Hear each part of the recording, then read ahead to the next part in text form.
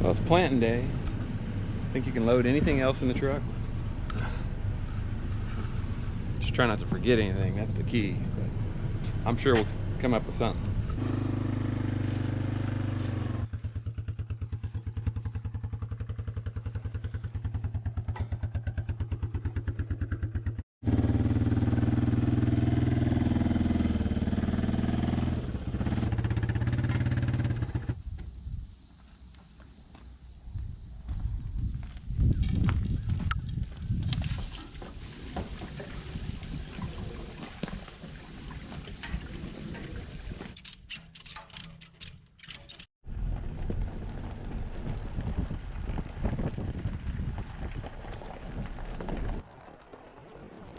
How cool is that?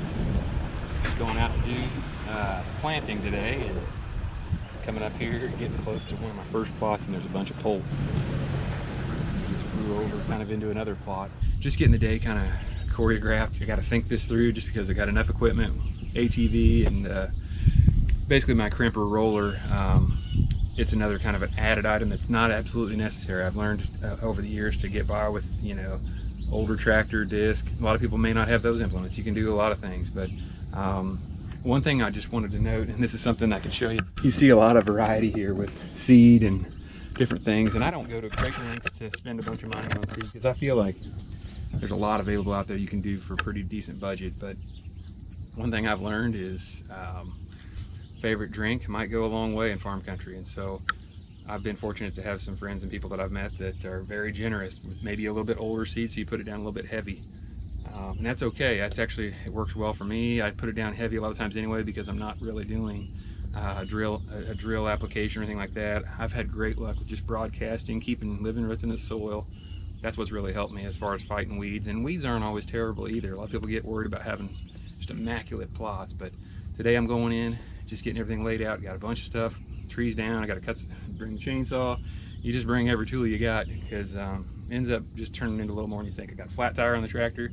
I'm gonna go air that up, get that thing going. You just got to plan on little bumps along the way. But bring the weed eater because I got a bunch of trails still left to finish, and it's right there. This is when you want to get the work done and get out of there. So got really good looking milo back here behind me. This is a plot that I plant kind of up next to some larger ag that works pretty well. It's kind of a transition, but it gets that flow of movement, and that's what we talk about a lot when designing properties. So anyway, this will be kind of where the channel, you know, holds a lot of this information, kind of petty information for most, but stuff that's been helpful for me, you know, over the years, kind of learning how to do things.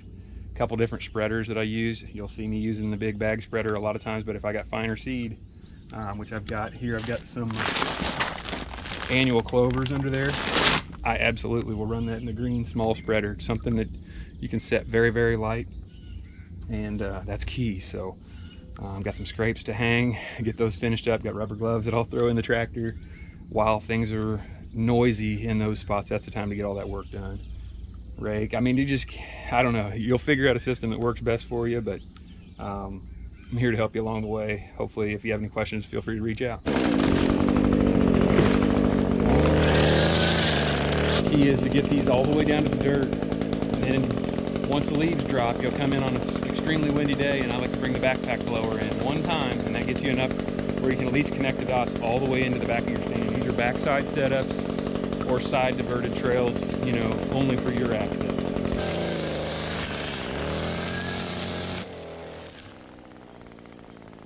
All right, that's right into summer release plot right there, which is getting ready to get seeded and knocked over, planted into fall. But I got a ladder stand right here. You slip right up in from underneath. Stealth mode. A couple scrapes. These oak limbs make perfect scrapes.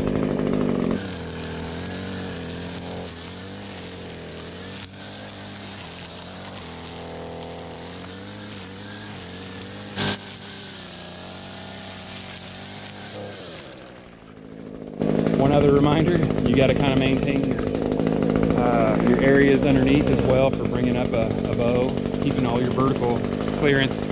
I've got the silky saw here. I'm going to cut a couple of these branches, but you just don't want to make contact with any of this vegetation. That's a big key. Perennial scrapes, so you don't necessarily have to do the weed killing as far as spray goes in the summer. I can come in with a weed eater this time of year, hit it with buck fever here in just a minute after I get done with knocking this plot over and planting. I'm going to do that.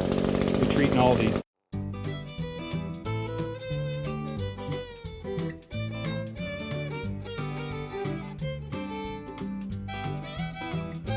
You want to see these all the way out. As if this isn't a redneck setup. A lot of stuff I do that way. But I just wanted to mention real quick, as I'm buzzing over, kind of staging everything, kind of laying it all out. Just a beautiful morning. It's supposed to get up to like over 105 heat index for these next couple days, but that germination I think is going to be delayed just right. We've got good rains coming Wednesday through the weekend. Kind of looking ahead, that's what you got to do. But the other thing about looking ahead that you'll hear me mention a bit, and I don't know, maybe just you got to open your eyes to it, but I'm buzzing over here across the creek and there's a cardinal flying right along with me. Just a reminder, you know, it's a beautiful Sunday. Just remember all God's creation, and pretty lucky, you know, to see those signs. And kind of nice to see Dad's out planting with me this morning. So that's always kind of been our sign. My mom, you know, she's pretty big on that too. But it's weird how you don't see it a lot of times, but you just got to open your eyes, and God will show you those signs. Just blessed to be an outdoorsman and ready to put in a good, hard day's work. Just kind of setting up this first initial planting, and I got to show you something because I'm no expert farmer or anything like that, but look at the beans in here. I mean, obviously you got a little bit of grasses, but this stuff, I'm telling you right now, there's so much biomass in here, and it just chokes the weeds out. A few grasses in here, but the soybeans are just coming up. That's above hip high, no fertilizer. This is year 2 of doing this, but even if I wanted to broadcast in here, I couldn't. It's just crazy. So the sun hemp is just, it's, I don't know, 10 foot tall in spots, but got sunflowers in here. The heads are kind of dropped.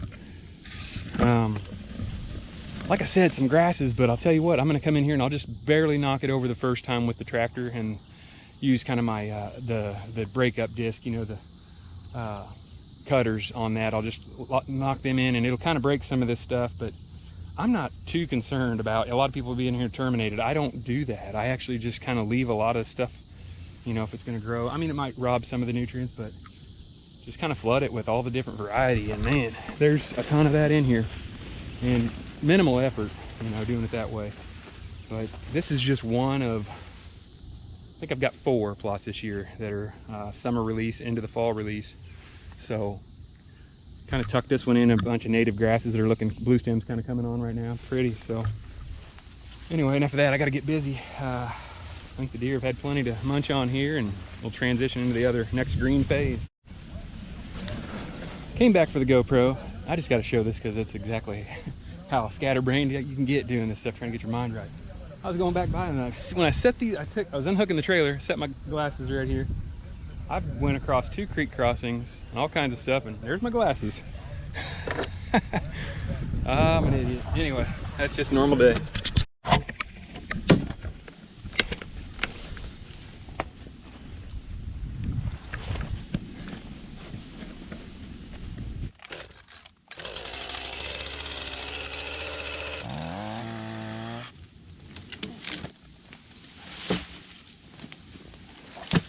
Part of that clean access and kind of another maintenance item following timber stand improvement. So got some strong winds, took down our trees that we had standing girdled, but kind of knew that was going to happen. Once that's done though, it's going to be awesome. Everything else is going to be on rotational burning. You can see the benefits. Look at the diversity. This side's yet to be burned, but it's going to have an extra year of new growth. I'm going to do a slower back burn through it, but we'll get into that next off season or next winter. Just kind of doing some final staging here. Kind of driving over an existing clover and chicory plot. I sprayed in here the other day, just kind of spot sprayed. It has got a pretty good stand anyway, so I don't want to do too much ripping it up, but I'm going to put some fall release in it just to kind of keep that kind of with that base clover chicory. Probably come back in this winter, do some frost seeding and kind of get it back to that.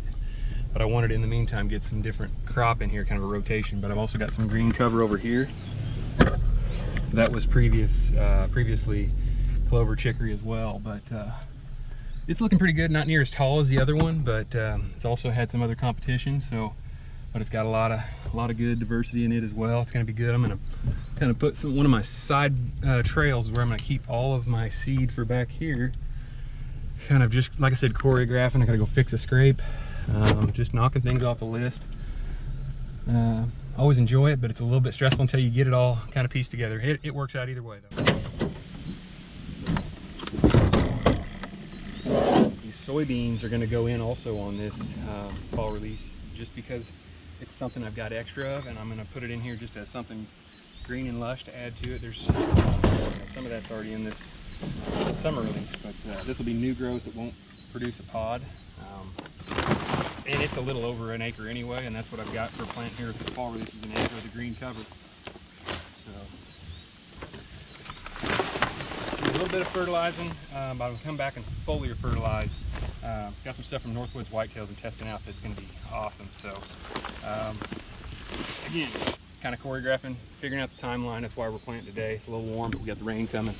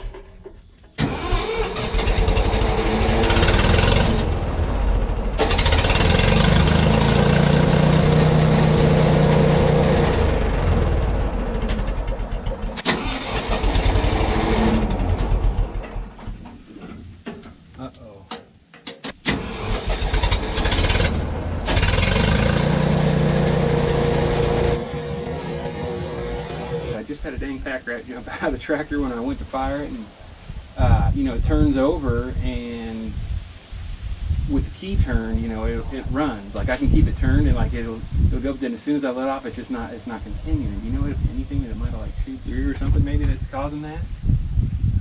You're not by chance free today, are you? Boy, I would definitely take care of you if you could. I'm just kind of in a bind on time and hoping to get some seed in the ground today. And awesome, man. I sure appreciate it.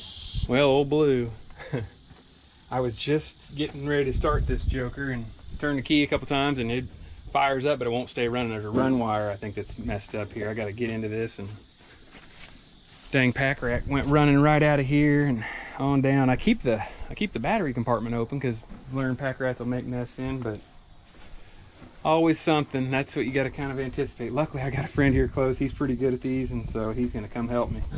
Where's the one that goes here? That looks like it's green, like a mint green.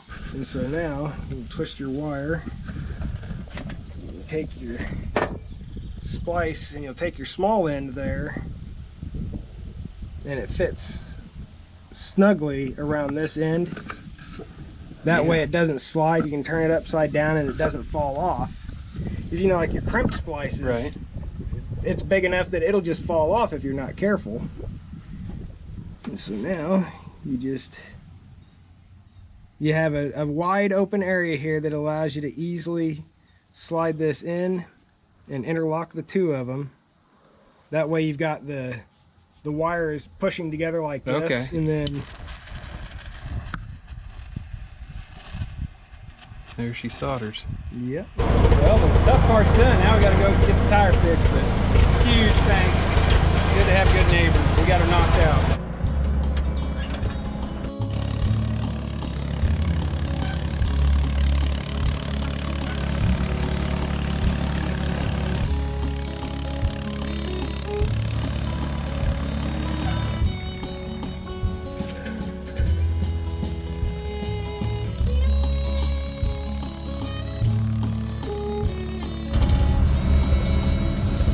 Starting to be a little more manageable.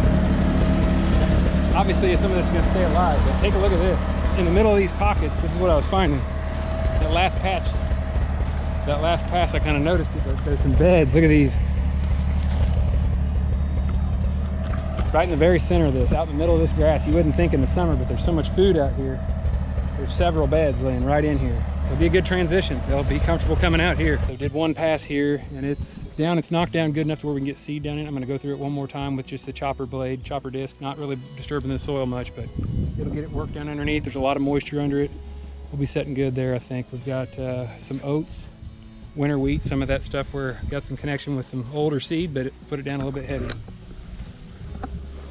And we'll run it over with the roller as well to get it integrated into that. We'll run it one more time after we spread it. I think we got the perfect amount of moisture, and if you look, I mean, you really got to spread this stuff apart, but you got so much cover. Look how there's some seed he just put down right there. It just made its way down. That's good to see. That's some of that wheat seed right there. But I'm gonna go over it, like I said, one more time. It'll kind of chop some of this upper thatch. We'll press it down. We're gonna have a good enough plot. That's what I've found. Works for us. Doesn't have to be perfect, but look at all of this good cover, man. It's gonna keep that soil moisture. That's what we need.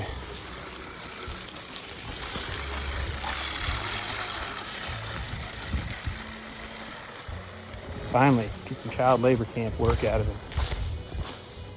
He only showed up because I was broke down, but found a way to get him out here. Saved the day though, brought me some lunch. It's only 105 today. Daikon radishes next, and yeah, we don't need very many of those, especially in this little bit of a blend. I think we're gonna be sitting good there. I'm gonna cover 3 small plots with this amount, so just gonna space them out, start them out. This type of spreader is perfect because you barely can either have it almost closed or just on the lowest setting. Co-op was out of oats this year. They're having a shortage or something, so kind of went with a big buck brand or whatever, but it was actually cheaper to go that route, and they're a forage oat, which is supposed to be a little better for the colder rating. Obviously that's not going to get you clear into the cold winter months, like that's why we did the wheat first. Crimson clover here will be kind of an annual clover. The Daikon radish I had to run to get those out. You just got to have them on basically the setting 0. Do the same with the clover here, and I'm going to make this one go on 2 different plots. Fairly heavy, but it'll be a good start to kind of go into maybe a clover plot on one or both of these next year to start them out clover and chicory and kind of do a little bit of a rotation. Can't ever tell you what that rotation is, kind of however I feel and whatever's good for the soil. Lane's gonna roll it. I'm going one time. You can see that seed getting down there anyway. Again, it's a bit of a modified method, but you can see where Lane's matting this down. It's actually putting it, compacting it down, getting good seed to soil contact. I'm pretty confident it's filtering through there too. I did one pass. You're still not ripping this up. I've got a ton of moisture here. 2 days of heat coming. Rain for the next 4 or 5 days. That's obviously in Kansas. You never know. Meteorologists like to disappoint us, but we're due for a good fall. Either way, this is the window we've got to get it in. And this is crazy. This is that area they were bedding in. Lane's kind of fired up. I know he is. This is kind of he's going to benefit. I'd love to see him take something off this. On to the next, and he'll follow.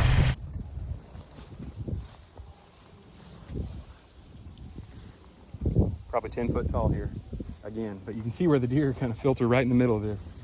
Bunch of browse on the edge here. Soybeans and mung beans are hip high or more.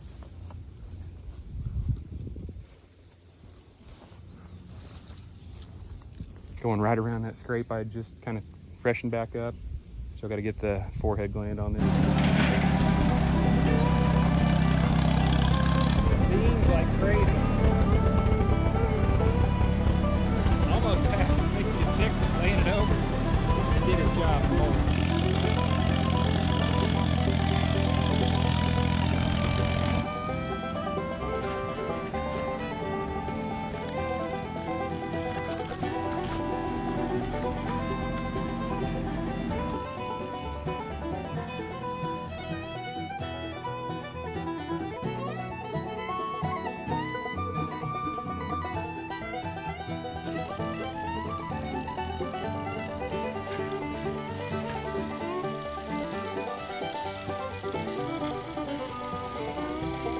This one's got enough, I don't know, just a real light pass and then rolling. It's going to be the ticket, I think, here. It's just some better black soil, real dark. Calling your shot right there.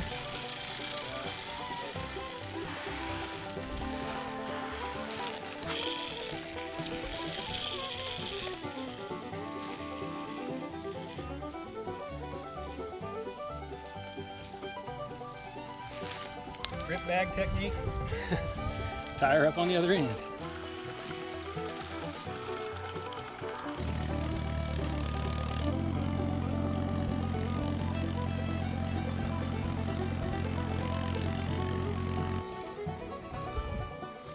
Lane's got oats going right now. We're gonna put some wheat in here. He's got a double ladder, kind of transitions them on. It's kind of a tight, narrow, meandering plot. Nothing big, but kind of a micro plot here. That's straight. We'll be putting some different stuff in here with it, including some winter wheat for the later stuff. But obviously, the movement to push to the north is what we're looking for. We're gonna do fall release back in kind of another plot to the back. Not so much spreading them out. We're still keeping that movement where we want them, but this stuff doesn't grow very well underneath walnuts that I'm slowly thinning out and adding in some different trees, more desirable stuff. But it's kind of what we're left with here after a little bit of the conservation program. There's some good trees though.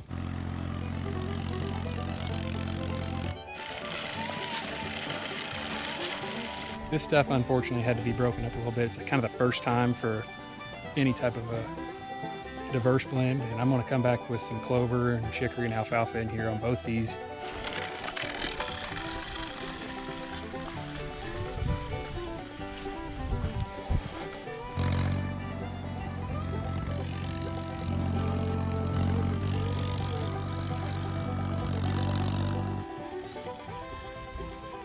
A little bit of a test plot. You can kind of see this is the green cover over here, and then an existing perennial clover chicory plot that just roughing it up just enough to get seed in there, contact. We're going to kind of transition it to a green cover eventually as well, or a diverse blend. But Lane's knocking her out. I'd be done. I'd be here till midnight if he didn't come up. Pretty well matted down, but we're going to run the cultivator right over it. That ought to help. Had a tractor tried pretty much every way to tell me today wasn't a good day. Kept overheating there at the end, so luckily I got a couple days. I just got to get my mind right, let it sit, not rush it. Still got some more seed to put down tomorrow. Got a couple days though before that rain, so not a big deal. Just glad Lane was able to come up and help. Just gonna call her a day and finish her up. I think we feel pretty good. We got 3/4 of it done. As if I didn't have enough fun yesterday, I had to make the executive decision that Old Blue just had enough and was overheating a little bit back here that next day. Still 103-degree temps. Should be the last day of that. Kind of looking at some of this where it's dried down. I mean, I'm really checking in here. It's still got good soil moisture. I'm going to try to leave it as best I can. We're banking on a system later in the week and some other chances hopefully that will hit, but kind of those windows that are when it's right, you got to do it, and you know it's always a gamble. But anyway, hoping I can get some cooling in here and maybe not work her quite as long as I did yesterday, but that's just part of working on older equipment. You're gonna have a few issues, and we definitely had that yesterday. So all good though. You got to keep a smile.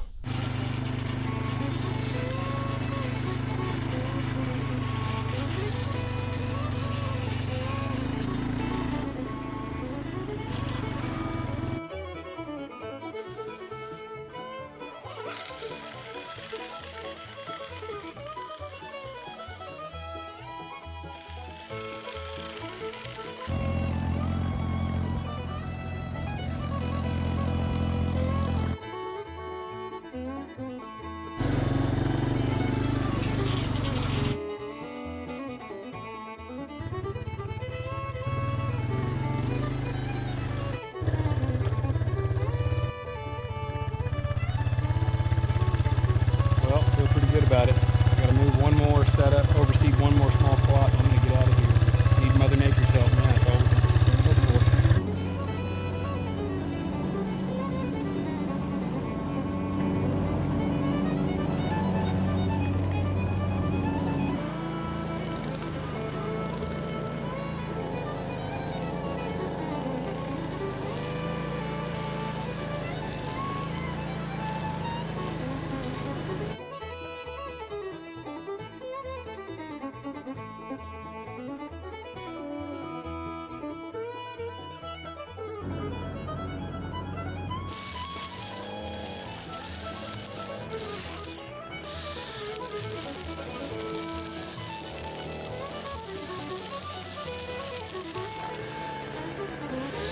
This is why you come in ahead of season. This thing is a jungle.